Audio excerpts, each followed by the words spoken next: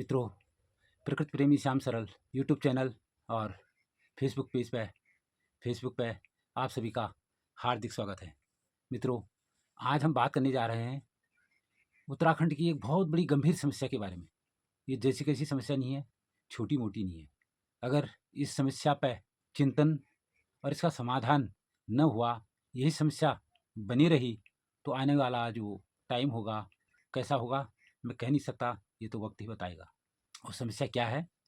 वो है उत्तराखंड में लड़कों की शादी ना होना, लड़कियों का होते हुए भी अभाव का होना या शादी न करना। इसके पीछे क्या कारण है? कारण तो बहुत हैं, परंतु मैं सिर्फ आज 2 कारणों की बात करूँगा।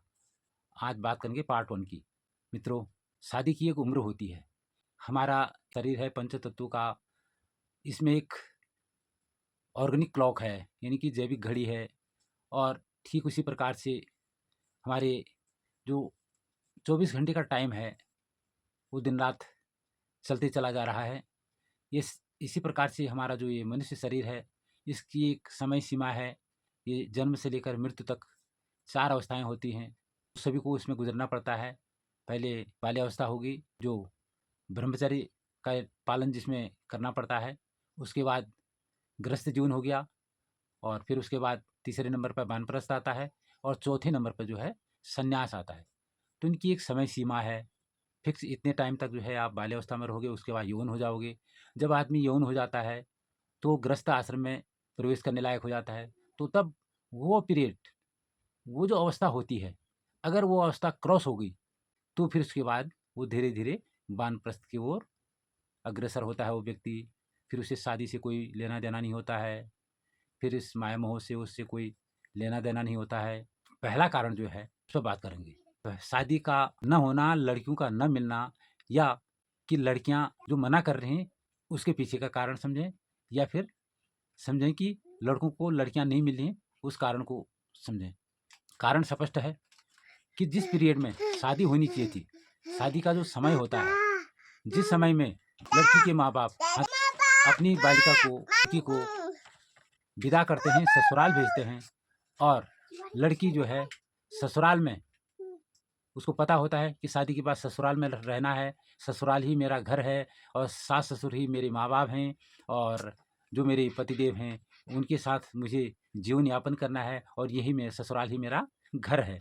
जब तक उस चीज़ को समझती, ससुराल के लिए अग्रसर होती, या माँ बाप उसको प्रेरित करते, तो उस पीरियड में लड़कियां जो हैं कोर्स कर रही हैं, कुछ सीख रहे हैं, आगे बढ़ रही हैं। जब उनको ससुराल में ढलने का, घुलने का, मिलने का, बसने का जो समय होता है, वो समय जो होता है, उस समय से वो पार हो चुकी हो रही हैं, मतलब आगे निकल जा रही हैं। तो इसलिए वो समय तो निकल गया, तो अब जिस समय में उनको एडजस्ट कहाँ होना था, ससुराल में, वो जॉब कोर्स करने के बाद जॉब कर रही हैं और जॉब में एडजस्ट हो जा रही हैं। तो उनको नहीं लगता फिर, क्योंकि वो आत्मनिर्भर हो गई हैं, उनको ये नहीं लगता कि हम किसी पर निर्भर हैं। क्यों डिपेंड रहे? सेल्फ हो रहे हैं आजकल, सब खुद ही अपने आप में सक्षम हैं, पढ़े लिखे हैं, जॉब कर रहे हैं। तो वो नहीं समझ रहे हैं कि भाई हम दूसरे की सारी जिए, क्यों किसी की दबेल रहे, क्यों किसी के आदेश में रहें, क्यों किसी का हुक्म माने। लड़कियों की ये मानसिकता हो गई है, क्यों जिस अवस्था में उनकी शादी हो जानी चाहिए थी, उस अवस्था से वो पार हो चुकी है, उस लाइन को क्लियर कर चुकी है, आगे निकल चुके हैं। अब जब वो जॉब कर रही हैं, चाहे छोटी हो जॉब, बड़ी हो जॉब, तो जॉब होती है। उनका एक रूटीन बन चुका है, जो ससुराल में जिस रूटीन से उन्होंने काम करना था, उस रूटीन में वो क्या हो गए, जॉब में सेटल हो गए हैं। और उनका एक अलग ही ढर्रा बन गया है, अलग ही रूटीन बन गया है। सुबह उठना, नहाना धोना, जॉब के लिए तैयार होना, जॉब पर जाना, फिर उसके बाद जॉब करना, उसके बाद घर आना, और घर आने के बाद फिर स्वतः ही या तो कोई किसी के साथ फैमिली मेंबर के साथ है, या फिर कोई अकेले है। तो उस हिसाब से वो अपने जीवन को चला रही हैं, और उसी में एडजस्ट हो गई हैं। उनको अब ज़रूरत ही नहीं है, क्योंकि वो खुद कमा रहे हैं, खुद आत्मनिर्भर हैं, अपने पैरों पर खड़े हैं। और कोई तो बहुत बड़ी-बड़ी पोस्ट पे, उनने तो अपने नौकर चाकर रखे हैं, है ना? जो दूसरा कारण है, वो है हमारे पूर्वजों की करनी। ये जो कर्म हमारे बाप-दादाओं ने, जो हमारी ये पीढ़ी है ना, इससे अगली वाली पीढ़ियों ने जो कर्म किए, जो कारनामे किए, उसका भी एक परिणाम, एक शादी ना होने का, लड़कों को लड़कियां न मिलने का एक कारण वो भी है। अब समझते हैं कैसे। उससे जुर्म तो बहुत किए, आप लोगों को पता ही है कि पहले महिलाओं के साथ कितने अत्याचार होते थे। नौकरी और बाहर बोलने की, जाने की, कुछ कहने की, कुछ करने की छूट तो अलग बात रही कि चार दीवारी के अंदर वो कैद रहते थे। तो अब मैं अपने देश की नहीं, यूरोप की जहाँ बात करूँ, तो यूरोप में महिलाओं को क्या समझा जाता था? आधा समझा जाता था। अगर वो जॉब करती तो उनको आधी सैलरी दी जाती थी। उनके अंदर आत्मा नहीं समझी जाती थी वहाँ यूरोप में। वो कहती थी आत्मा है ही नहीं, यानी कि उनके अंदर आत्मा ही नहीं है।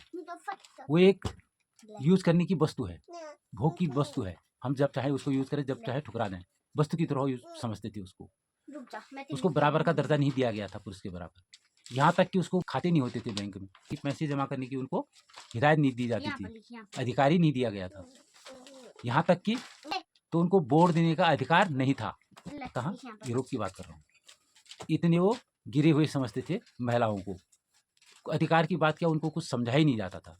वोट देने की बात करें यूरोप की, तो वहाँ यूरोप में 1906 से लेकर और लास्ट 1990 तक वोट देने का अधिकार जो मिला 1990 में मिला। यूरोप की आखिरी क्षेत्र एपेंजेल इनर रोडन में ये जो स्थान है जो यूरोप का आखिरी स्थान, वहाँ 1990 में वोट देने का अधिकार महिलाओं को मिला। हाँ दादा, हाँ, तो वहाँ जो है वोट देने का अधिकार उनको 1990 में मिला। उससे पहले वो अधिकार नहीं था। तो उस हिसाब से तो हमारे यहाँ बहुत अच्छा है, अच्छा था। बट जो हमारे पूर्वजों ने जो कर्म किए, वो कर्म क्या किए अब बताऊँ। उस बात पर आता हूँ कि जो पुरानी पीढ़ियाँ थी उन्होंने क्या किया। उन्हें भी इसी प्रकार से महिलाओं के साथ जुर्म किया। जब शादी होती थी तो शादी कैसे हुआ करती थी, पैसे ले दे करके भी होती थी। पुराने ज़माने की बात बता रहा हूँ यहाँ उत्तराखंड की। तो पैसे तो होते नहीं थे, फिर भी किसी के पास पैसे हो तो जिसकी लड़कियाँ होती थी वो सेट होता था। और बीसी के हिसाब से, बीसी का मतलब समझते हो, 20 करके 5-20 होंगे तो 100 होता है, 20 पंचे 100। तो 100 का नोट तो देखा ही नहीं, बहुत कम होता था, पिल्ले लोगों के पास होता था। तो 20 रुपये हो गए तो 1 बीसी हो गया, 40 रुपये हो गए तो 2 बीसी हो गया, 4 बीसी हो गए तो 80 रुपये हो गए, 5 बीसी हो गए तो 100 रुपये हो गए। तो भाई तू अपनी लड़की की कितने बीसी पैसे खाएगा? तो कहती था भाई 2 बीसी, तो 40 रुपये हो गया। इस हिसाब से वो पैसे खाने की प्रथा थी और लड़कियों को जो है पैसे दे करके शादी की जाती थी। और जहाँ मर्जी माँ बाप ने बोल देना हुआ तो वहाँ शादी हो जाती थी। अब इसी प्रकार से शादी होने लगी तो क्या हुआ, अब किसी की संतान नहीं हुई।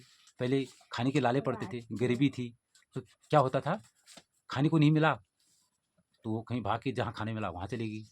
किसी घर में कोई मनमानी हुई, महिलाओं को मनमानी करने नहीं देते थे। किसी ने अगर कोशिश भी की उसको लात मार के भगा दिया जाता था। यहाँ तक कि मुझे कहना नहीं चाहिए परंतु मजबूरी है कहने के लिए, वो इतना उनको हे दृष्टि देखा जाता था कि वो कहते थे कि भाई ये तो पैर की जूती है, एक जूती फट गई तो दूसरी जोड़ लेंगे। ऐसा मैंने पूर्वजों के मुँह सुना है कि मतलब इस टाइप की व्यवस्था थी। और ऐसा अत्याचार, दुर्व्यवहार या इस प्रकार से हिंसक कार्य वो करते थे, बहुत ही गलत कार्य करते थे। तो उससे उसका रिजल्ट, उसका खामिज़ा और उस करने का फल आज जो मिल रहा है, मेरा ये मानना है कि एक कारण वो भी हो सकता है कि जिस प्रकार से महिलाओं को उत्पीड़न किया गया, अत्याचार किया गया, उनको प्रताड़ित किया गया, उनको खाना न दे करके, उनको पहनने के लिए पूरे कपड़े न दे करके, उनका मान सम्मान न कर करके और उनको इज्जत न दे करके, उनको बेरहमी से पिटाई करके भगा दिया जाता था और तिरस्कार कर दिया जाता था। तो एक कारण ये भी है। तो आज 2 ही कारणों पर चर्चा करेंगे। मेरा ये जो वीडियो बनाने का मकसद अपनी मातृशक्ति को एक संदेश और युवा शक्ति को भी संदेश कि भैया एन केन प्रकार से, जिसी प्रकार से ये होता है, आप अपने इस उम्र को मत खोइए। ये मनुष्य चोला बार-बार नहीं मिलता है। अपने शरीर के मूल्य को नहीं समझा, क्या पुण्य हमको करने चाहिए, कैसे हमें सृष्टि को आगे बढ़ाना है और कैसे हमें अपने संस्कारों को बचाना है, कैसे आगे तरक्की करनी है जिससे कि हमारा धर्म, कर्म सब कुछ जीवित रहे। तो ये तभी संभव है कि जब हमारी नौनिहाल भी समझेंगे और हमारे युवा शक्ति भी समझेगी, हमारे जो प्रौढ़ है वो भी कहेंगे और तब समाज में जागृति आएगी। लोग इस पे अमल करेंगे, विचार करेंगे और आगे फिर ऐसी समस्या ना आए। ये मानना है कि आप भैया सँभलो, ऐसा ना हो कि बुढ़ापे में हमको पछताना पड़े। इसलिए समय से शादी करें और अपने आप को इस योग्य बनाएँ कि हम इस धरती माँ का ऋण को चुका पाएँ। ये ऐसे कर्म करें जो कि इंसान न रहे तो उसकी निशानी जो है वो रहे। आदमी रहे ना रहे उसकी निशानी रहनी चाहिए। और वो निशानी कैसे रहेगी ये आप समझ सकते हो। तो बस आज के लिए इतना ही। फिर मिलते हैं अगली वीडियो में। तब तक के लिए जय हिंद, जय भारत, जय उत्तराखंड देवभूमि।